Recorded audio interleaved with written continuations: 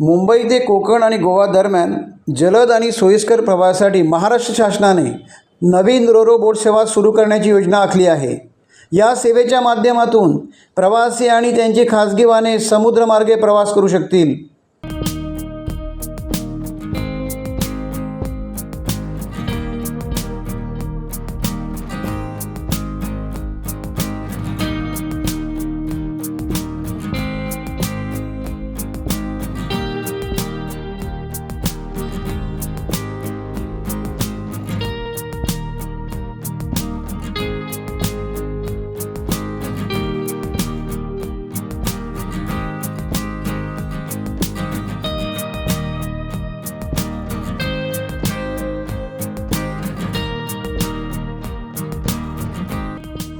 कोकणातील जनतेसाठी एक आनंदाची बातमी आहे।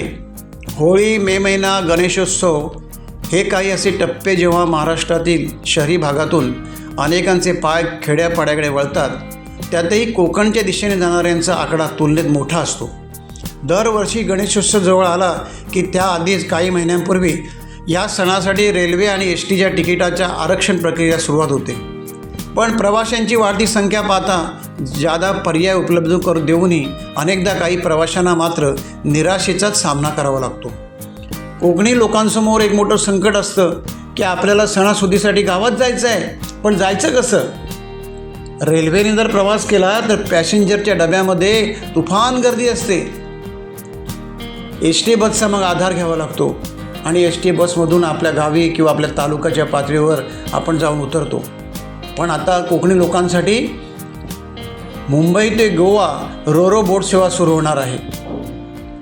ही रोरो बोट सेवा कोकणातील रत्नागिरी जिल्ह्यात देखील इथल्या बंदरांवर मिळावी अशी अपेक्षा इथल्या नागरिकांची आहे, इथल्या प्रवाशांची आहे। आता सध्या तरी देवगड या ठिकाणी या रोरो बोट सेवेचा लाभ प्रवाशांना मिळणार असल्याचं म्हटलं जात आहे। पण रत्नागिरी येथे सुद्धा ही रोरो बोट सेवा आणि त्याचा लाभ मिळावा अशी अपेक्षा इथल्या जनतेकडून केली जात आहे।